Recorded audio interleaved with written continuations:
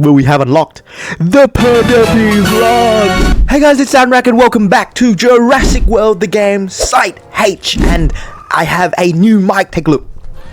Ooh. Look how nice, blue, and luminescent it is. I mean, I hope it's going to make everything better. It now means that I can make everything on the same audio file, which means I don't have to spend all this time like syncing my lips to the damn speaker or to the whatever's on the screen, which is great. But more than that, okay, this week we have some pretty cool things to show you, and because tonight is so late, it is actually like 12:07 a.m. because I've been streaming for so long, we're not going to do that many battles. So let's be very quick with our update video today. Welcome to the Ankylosaurus, whose event was like literally earlier this week. I got it and immediately I started buying Ankylosauruses. Look at that level 31 Ankylosaurus. We also got level 59 on stream. On video. So that's very nice. Ankylosaurus. Oh, okay. Well, I mean, we always take that. Look at that. Oh, very cool. Very spiky. Let's get this guy to level 40, where it has 1011 health and 259 health. A very good health tank with a little bit of attack, which means that it can be used to do a bit of damage if I need it to. The next thing we have is going to be in the hatchery. Well, actually, before we take a look at the hatchery, let's go ahead and look at some other creatures that I've leveled up. So first is Ankylosaurus, which is going to level 20, another herbivore, not as strong as Ankylosaurus, but it's going to do its job as part of the B team when I need to do events during a tournament. The next thing on our menu is going to be Ankylosaurus, which is heading to level 30. Now, this is obviously another herbivore. And as I said in the past, I've been lacking herbivore that had attacks. That's why I leveled up Brachiosaurus, level 20. Ankylosaurus should play the same role. So let's level this guy up to level 30. Again, 374 attack this time, which makes it pretty strong. So we absolutely take that, and $100 back. And they're eating quite rapidly into my supply of bucks, which is my supply of food, which is pretty huge though. Like 15 million food in 1 week is nothing shabby.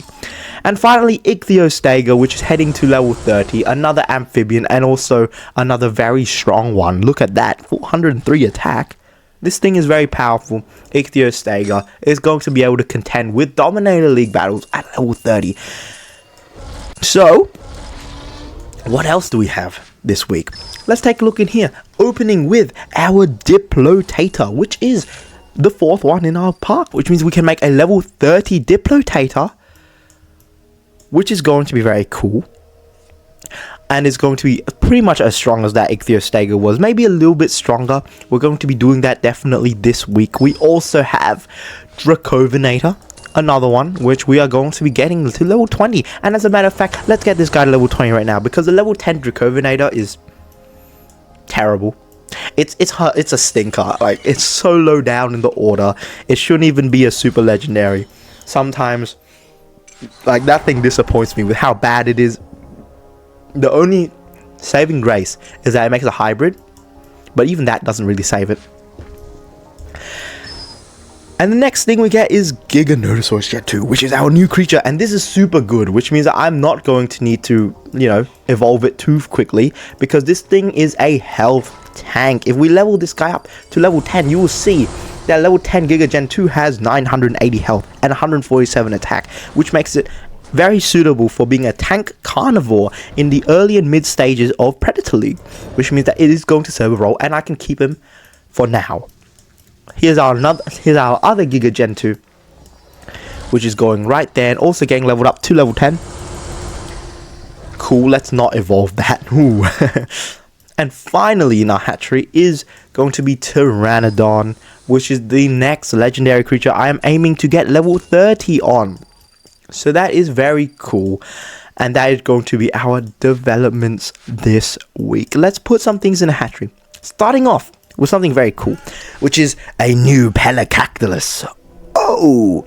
Now, over the course of like the last however long it was since I made this hybrid, I have saved up 500 of the SDNA. 580 in fact, as you can see over here. I'm going to be getting one of these to, you know, further increase the number of creatures I have in my top order. Next thing I'm going to be hatching is this Microposaurus, because I have 2 and I got a third one from a trade, which I trade like 2,000 loyalty points for it. Very worth it in my opinion, because I can now make a level 30. Next up is going to be, well, I mean, it's a toss-up. I feel like I should hatch these guys, but it would kind of take a long time. I have 4 Shinosauruses, which means that I can make a level 40 right now. Well, yeah, I feel like it should definitely be some of these. I'm going to hatch the Hanosaurus because, you know, something cool. And nothing else, because at this current point in time, I don't think I am going to be needing much else. The next thing we're going to be looking at is this is very exciting. This is very exciting. This is the season pass, where we have unlocked the Perderpes vlogs. Take a look at that. Dopey Perderpes is here. Look at them. They're so cool. It's an amphibian, it's a super legendary, and most importantly, it is a flock, which means that is incredibly useful. And we are definitely going to try our best to max out this pass, get 15,000 points, which means that we'll get 3 Perderpes. One of them has to be level 10, but I might keep the rest at level 1 just to have as many meat shields as possible for tournaments. And that is going to be the thing that we're chucking in our 50 buck incubator, the Perderpes. Where are you? Oh, there you are. Oh, very nice. It's a health tank, unfortunately. I would much rather prefer flocks to be glass cannons, because the truth is they don't often survive a hit from anything without killing one of the flocks. And if it's going to kill one of the flocks, it might as well just be enough to kill all 3. So that's the Perderpes. And that's going to be pretty much everything that we have for this week. Let's take a look at the Woolly Rhino tournament, which I'm currently in Dominator League for. And I will be probably winning this tournament. Otherwise, I might just consider, like, low-key, you know what I kind of want to do? I want to finish in Predator League. Because the truth is, the Woolly Rhinoceros isn't that useful for me. Like, it's good, but it's not amazing. Meanwhile, this Evo Booster Pack, well, it's going to give me 2 legendary creatures. And those 2 can be very useful, especially if there's something like, I don't know, a Dimetrodon. It'll give me a level 30. So that is kind of something that I'm considering doing. But beyond this, let's get into Battle Stage 59, which is something that we've unlocked. And let's do this with our new creatures. So let's get, well, where are they? Okay, so Ichthyostega and Shinosaurus, I mean, I used them when they were level 21 in the tournament, so they're kind of recharging right now, but they are just below T-Rex, so pretty powerful there. Ankylosaurus is up there with the top, so let's use that guy in as a meat shield, Velociraptor and T-Rex Gen 2 to finish off. Where's Une? Where's Unesaurus? I would expect it to be like here, but no, it's all the way down here. That's unfortunate. I mean, it's not strong, but it should be a little bit higher up than that, you would think. But anyways, let's run into this battle.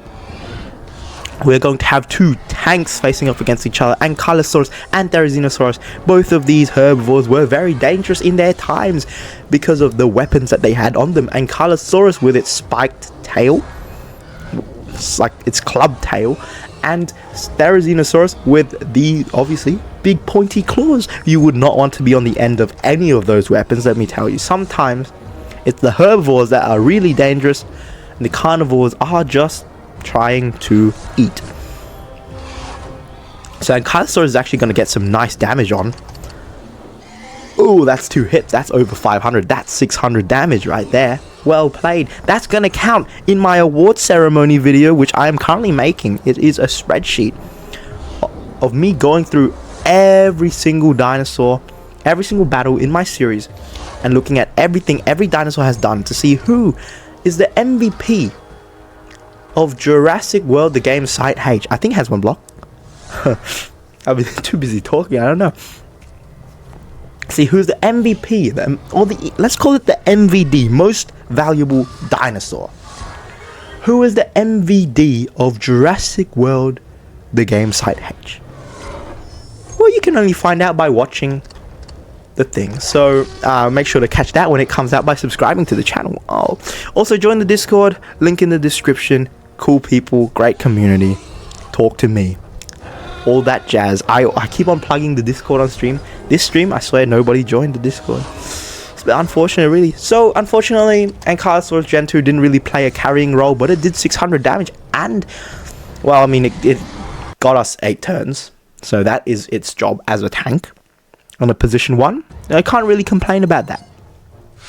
So there we go. 4,500 DNA. We're almost at 200,000 DNA.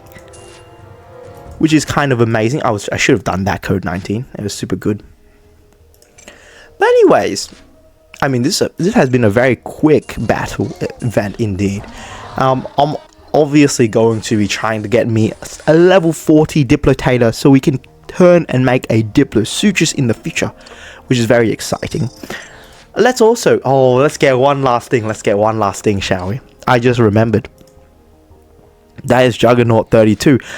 A boss creature. Look at that. Look how huge it is. Now, unfortunately, it can't go on Site B because, yeah, Site B is kind of blocked by big old Omega 09, but it can go here, and that's kind of cool. So yeah, a second boss. I mean, obviously, the bosses kind of don't mean much in the grand scheme of things, but it's going to get us a badge beacon point, so that's whatever. So yeah, I mean, I believe that is the end of this episode. There's not much else to do. I mean, I hope the microphone is doing all well. Like, tell me in the comments, do you like this more, or do you like the old setup where I had my phone, or should I record this separately, the audio separately, so I can kind of put them together so that I can make the speaking as loud as I want and the audio as loud as I want? Tell me down below. So anyways, I think we should definitely end it here. Short episode today because it's late at night and I want to get to sleep. So yeah, if you guys have enjoyed, make sure, once again, to like and subscribe and join the Discord, and I'll see you guys in future streams and videos.